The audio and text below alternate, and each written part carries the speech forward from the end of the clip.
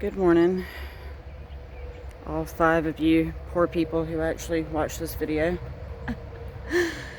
I normally do a little tour for myself at the height of like the vegetable season, just to remind myself of what grew, how it did. I'm not very organized or good at keeping track, so videos are helpful.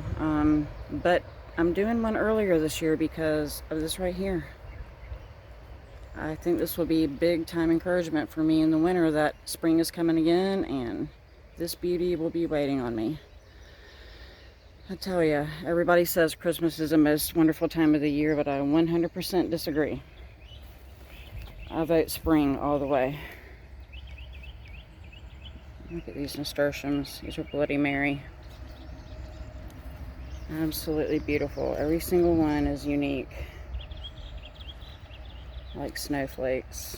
I'm just a big fan of nasturtiums in general, but these particularly are really stunning. Look at this brugmansia. This thing is a beast. My friend Dawn gave me this. She seems happy. Some Arroz Compollo peppers that I kept in the greenhouse over the winter, and they almost became like a bonsai. I mean, if this was in the garden right now, it would be huge. But in this pot, it's almost become like a bonsai tree. The lighting is not really working with me. But anyway, I thought it was really cool. Shrimp plant from my friend Dawn. Do love a good plant friend. That's a pawpaw tree, little seedling. Ground cherries that miniaturized over the winter in a little pot in the greenhouse. I have no idea why I do these things. I just need something green in my life. Jerusalem artichoke needs to go in a pot or in the ground somewhere. My peppers, which hopefully I can get them big enough to get in the ground soon because I am running way late. Reminder to self, don't screw up seed starting. Get it right next year. Blackberries. There's always some sort of failures. I think gardening keeps you humble. Even if you think you're good at it, you will kill something that you thought you knew how to grow and were an expert. I want it so bad. Okay. New asparagus bed this year. Cannot wait till we get a couple years down the road and I can just come out here and pick it in the morning and eat it fresh. To me, that's honestly the best way. Pick it and eat it fresh.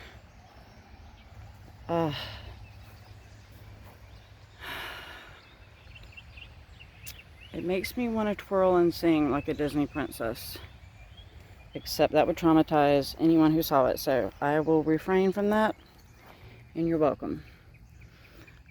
It's one of those tromboncino squashes that grow, really crawl, make a really cool, long squash. I just like interesting things on the entrance arch. These are some of the pole beans, Marvel of Venice, that I also have planted in the 2 arches up here. And then we have our cherry tomatoes up here in the front. There are 5 of them. And our cucamelon. Love cucamelons. These are blue gold berries and sun gold. Oh, and potatoes. This is a new thing for me too. Planted in these recycle containers. See how they do. And then these 3 arches. The first one is cucumbers. These are Jabai from Baker Creek. They're kind of an Asian, long, slim, really sweet, delicious, I can't wait cucumber. And then these are the Marvel of Venice beans on these back 2 arches. Spotty germination. I think I jumped the gun and the soil was not quite warm enough, but live and learn, who knows. They're new to me, so I'm not sure what makes them happy yet. I think I've learned what doesn't make them happy, though. Look at the violas. Oh, they are gorgeous right now. I'm just going to let them go berserk and be all wild and beautiful, because it will be hot really soon and they'll just melt. And then we have 2 rows of beans. The first one is zipper peas from Haas. And these are tongues of fire, which I've never grown before, so I'm excited to see how they do. Also from Haas, I believe. My little cucumber trellis. These are all Max Pack little pickling cucumbers. Also from Haas. Boy, they look good. I'm going to have to thin them out. That was very good germination. I keep wanting to call these ground cherries, but they're tomatillos. I think the first 2 are the purple ones, and the other 2 are the Verde from Baker Creek. My pitiful onions and leeks. And just some beauty. Brings in the pollinators and just makes my heart happy. And all these pansies will soon melt away along with the violas. It'll be too hot. And then we'll put some zinnias in here. This is a blue spice basil. It's a free seed packet from Baker Creek. Figured why not? Throw some in there. I always like to let things go to seed. Dill, coriander, that's what this is. Pollinators like it, and then I harvest the seed and use it as a spice and to plant more next year. Some basil, some sorrel. Let's see. This arch over here is a honey nut squash. It's not a hybrid, it's an heirloom from Baker Creek. I grew a hybrid last year from Park Seed maybe, and it was beautiful, but it didn't have much flavor, and I was really disappointed. So, and I'm growing it for the food, not the beauty. So hopefully this one will be tasty. And I've got 3 Haasinator tomatoes right here from Haas Tools, a new one. They look really happy. And I really think in the South you need to be realistic and grow some hybrids, because the weather here, this climate does not love tomatoes, or tomatoes do not love it. These are the Salanova from Johnny's. Boy, I picked a bad time of day to come out here. The sun is just messing me all up. These are strawberry blonde calendulas. I absolutely think they're beautiful. And I use them to infuse in oil and make, salves, skin cream, healing salves, whatnot. No idea what those squash are, because, as usual, I did not mark them. I am not very organized. Look at that bronze fennel, though, would you? Really tickled with how it's looking. There's no getting around the sun right now, is there?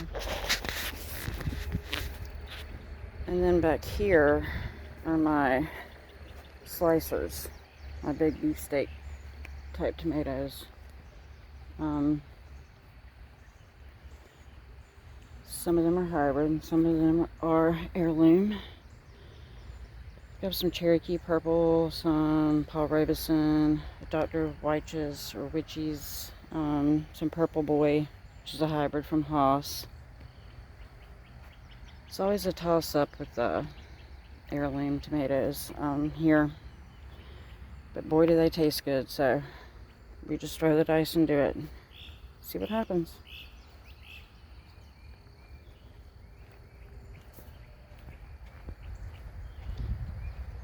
Anyway,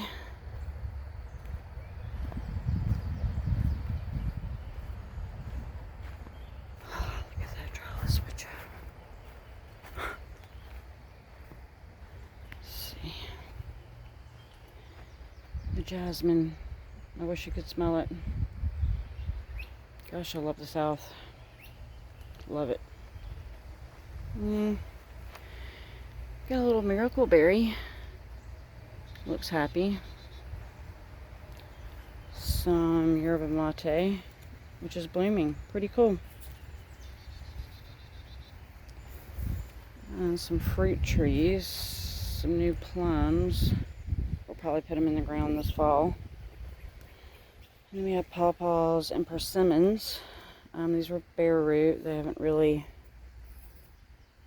shown any signs of life. No budding out yet, so any day now, I hope.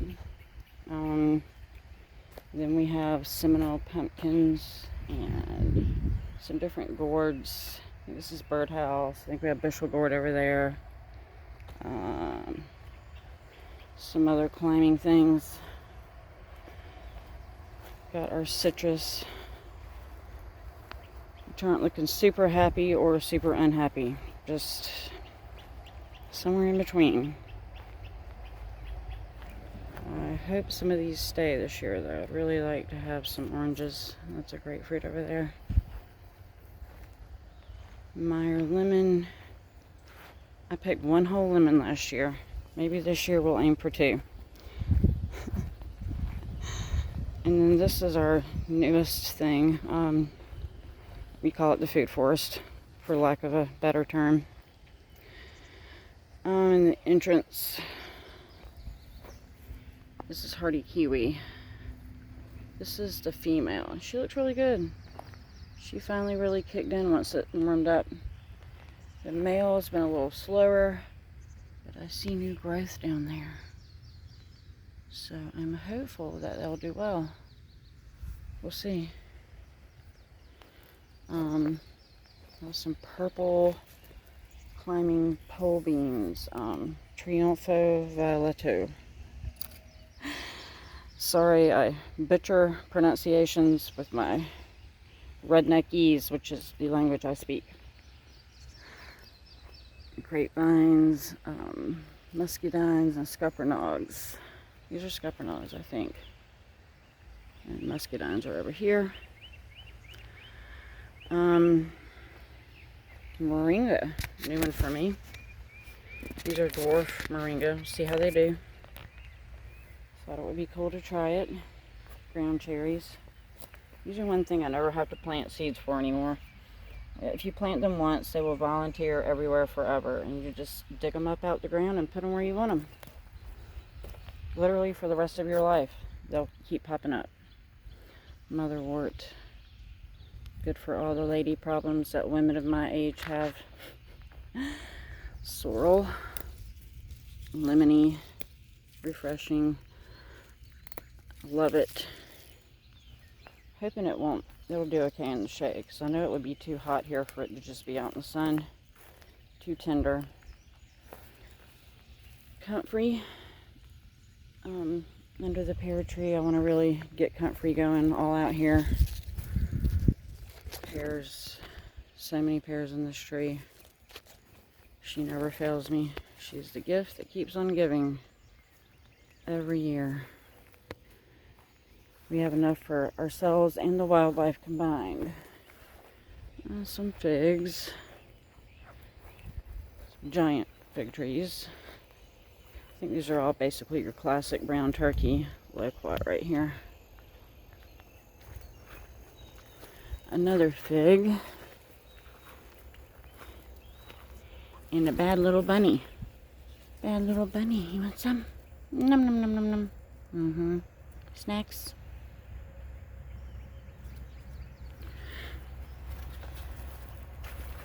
See.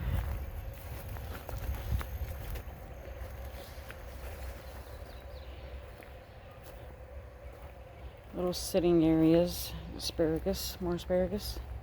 This is a mulberry. That honestly doesn't do that great.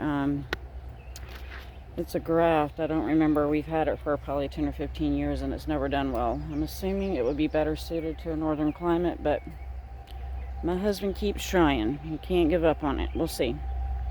Our native ones do really well here, though. Stevia. These are Armenian cucumbers. They'll be growing along the fence line. I can't wait. I think they're going to be awesome. I've never grown them before. Perennial kale,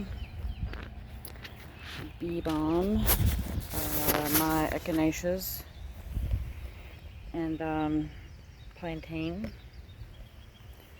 Lots of medicinal herbs. Oh, then you always start way too many tomatoes and you can't bring yourself to throw them in the compost. You put them in buckets, and this one's just going to flop around. I think most of them are just going to let flop. Let them revert to their native way of growing. I don't know. But they seem really happy. They aren't complaining yet.